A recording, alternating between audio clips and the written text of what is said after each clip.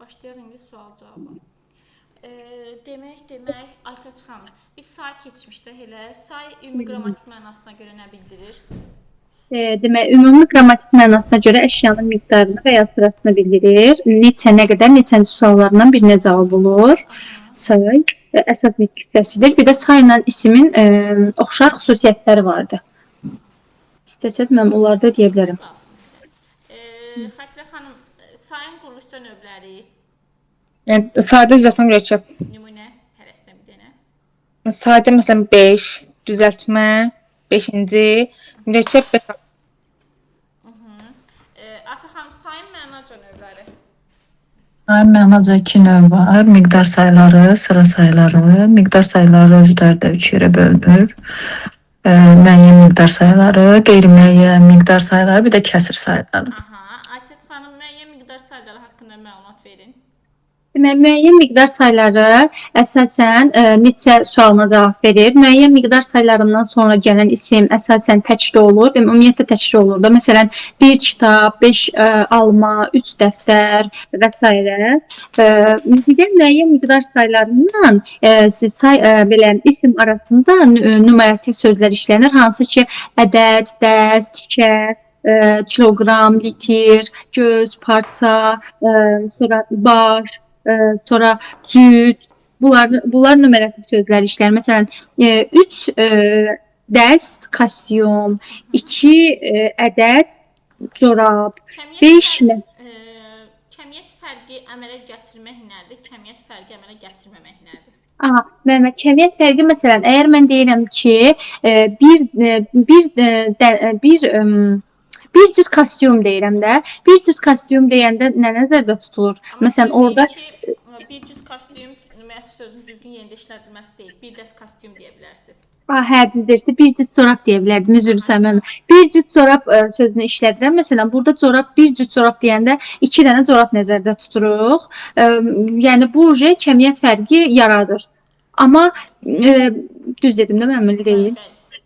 Bir də deyirəm ki, müəllimə, bir dəst kostyumun içində 3 dənə, 4 dənə, yəni məsələn, bəli. Ona görə də bu da kəmiyyət fərqi yaradır. Amma məsələn, mən desəm ki, bir ədəd qələm.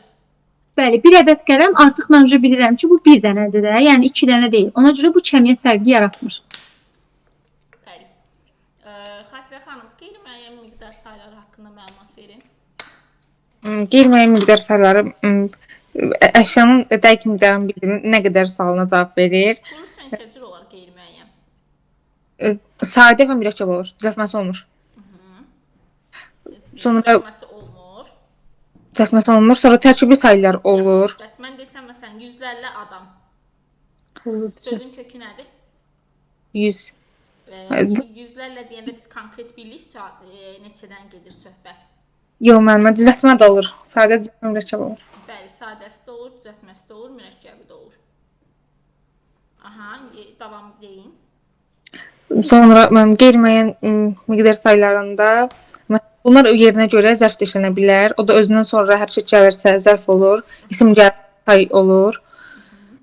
Sonra burada təqribi say vardı, bir də təxmini say var, tərkibi say vardı. Tərkibi saylara xeyli az, bir çox və s. aiddir. Amma təqribi saylarda təxmini müəyyən etmək olur ki, nə qədər, məsələn, 4-5 nəfər deyəndə minimum 4, maksimum 5 nəfər olur. Belə təxmin etmək olurdu. Qeyri-müəyyən miqdar saylarından sizcə numerativ söz işlətmək olar? Olar. 4-5 məsələn olar. 4-5 nəfər adam məsələn. Sonra bəs Afə xanım, kəsir sayları? Kəsir sayıları mürəkkəb sayılardır da, yəni. Quruluşu mürəkkəbdir. Quruluşu da mürəkkəbdir. Kəsir saylarında heç belə xüsusi bir şey yoxdur. Quruluşu mürəkkəbdir. Bir də əşyanın ya tam hissəsini, ya da neçə də bir hissəsini bildirir. Heç buna əhəmiyyəti yoxdur. Bir dənə nümunə deyin kəsir saylarına. Məsələn, 10-da 5, 1 tam 3-də 1, məsələn. Tamam. Aytaç xanım, mən demişdim ki, bəzi sayılar var ki, qeyri-müəyyən miqdar saylarından gedir söhbət. Özündən sonra gələn isimlər ya mütləq təkdə olmalıdır, ya mütləq cəmdə olmalıdır, ya da həm təkdə, həm də cəmdə ola bilər. Bəli, Özündən sonra yalnız cəm isim istəyən saylar hansılar idi? Müəllimə, bir çox, bir sıra. Bir sıra isimlər saylarından sonra gələn isimlər cəmdə işləyir. Məsələn, bir çox məsələlər, bir sıra məsələn, yenə məsələlər belə deyim də. Bəli. Xatirə xanım, bəs hansı saylardır ki, yalnız özündən sonra gələn isim təkdə olmalıdır? Müəllim, az, biraz, bir qədər, bir neçə, çoxlu, xeyli, Ay, tək. sağ ol. Afa xanım, bəs hansılar ki, özündən sonra gələni biz cəmdə də götürə bilərdik, təkdə də götürə bilərdik? Bunlar yəni çoxdur, çoxlarla, larca, şəkilçisindən olanlar. yəni özündən sonra cəm şəkilçisi qəbul edir. Məncə sayda belə bir şey qalmadı. Növlərini dedik, quruluşunu Mənim dedik. qutardı. Bir də yenidən deyirəm, bilirik, məsələn, əgər az, çox, xeyli, bir qədər, biraz bu sözlərin yanında hərəkət gələrsə zərf, isim gələrsə say sayılır. Məsələn, deyirəm ki, çox sevindim. Əgər burada məndəki çoxu mənə desə ki, burada çox qeyri-müəyyən miqdar saydı, bu düzgün deyil. Buradakı çox nədir? Zərfdir. Və yaxud xeyli söhbətləşdik. Buradakı xeyli nədir? Zərfdir. Nə qədər? Bəli. Düşünün, indi əvəzliyi də keçim, yəqin digərlərdə heç olmasa ekran kaydı alım, baxarlar qoşula bilməsələr də. Əslində əvəzlikdə asan dərsdir. Bir neçə xırdalıqları var. Onu da inşallah biləcəyik. Kameramız işlədi.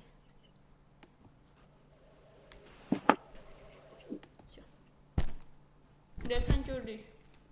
Bəli, müəllim. Baxın, mən ismi də keçəndə, sifətdə keçəndə deyirdim ki, məsələn, isim ümumi qrammatik mənasına görə əşya bildirir, sifət ümumi qrammatik mənasına görə əlamət və keyfiyyət bildirir, say ümumi qrammatik mənasına görə miqdar və sıra bildirir. Amma mən əvəzlikdə ümumi qrammatik mənasına görə nəsə bildirir deməyəcəm. Sadəcə əvəzlik bütün əsas nitq hissələrini əvəz edən əsas nitq hissəsidir. Desək ki, bütün nitq hissələrini əvəz edir, bu səhvdir. Əvəzlik yalnız əsas nitq hissələrini əvəz edir. Mənim əvəzlikdə bilməm gərəkən nədir? Əvəzliyin mənaca növləri. Əvəzlik mənaca 5 növ var. 1. Şəxsi əvəzliyi, 2. İşarə, 3. Qeyri-müəyyən, 4. Təyini, 5. Sual əvəzliyi. Gərək indi bunları tək-tək aydınlaşdıraq görək. Şəxs əvəzliyi nədir, işarə nədir, qeyri-müəyyən, təyini və ya sual əvəzliyi. Başlayaq birinci şəxs əvəzliyi. Zaten məncə siz azdan çoxdan şəxs əvəzliyi bilərsiniz. Çünki gündəlik həyat tərzinizdə istifadə etdiyiniz ən çox əvəzliklər budur. Birinci şəxs mən, maşallah, makirlə dili gözəl yazır ki. Birinci şəxs mən, ikinci şəxs sən, üçüncü şəxs o, bu olur tək, bir də bunun cəm hissəsi var. Cəm. Birinci şəxsin cəmi olur biz, nə saygın olmasa soruşarsınız. İkinci şəxsin cəmi olur siz, üçüncü şəxsin cəmi olur onlar. Bildik ki, bu əvəzlikdir və mən deyirəm ki, başlamazdan əvəzlik bütün əsas nitq hissələrini əvəz edir. Yaxşı, şəxs əvəzlikləri hansı əsas nitq hissəsini əvəz edir? Baxaq. Deyirəm ki, o gəldi. Sual verək. Kim gəldi? Bəli, kim gəldi? Hansı nitq hissəsinin sualıdır kim? İsim. İsmi. Yadınızda saxlayın. Əvəzlik hansı nitq hissəsini əvəz edirsə, mən həmişə deyirəm ki, əvəzlik mənim gözümdə bu 200'lü insanlar olur. Kimin yanındadsa ona uyğunlaşır məsələsi. Bax, elə bir şeydir. Hansı nitq hissəsini əvəz edirsə, avtomatik həmin nitq hissəsinə dönüşür. Yəni, həmin nitq hissəsinin sualını özünə götürür.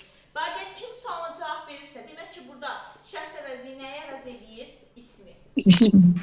İsmi əvəz edir. Və yaxud biz getdik. Getdik kim? Biz. Onlar gəldilər. Gəldilər kim? Onlar. Yəni, ismin sualına cavab verdiyi üçün ismi əvəz edir. Yəni burada ismi kimi götürürük müəllim, mən üzr istəyirəm. Bax, eyni şeydir. Digər nitqsən nətər deyilik, ayaqqabısını geyinsəndə o olmur. Bunun adı əvəzlikdir. Sizə yazsa ki, onlar getdilər. Yazsa onlar burada isimdir, səhvdir. Bu əvəzlikdir. Amma yazsa ki, ismi əvəz edir, artıq bu doğru fikirdir. Yaxşımı? Mhm.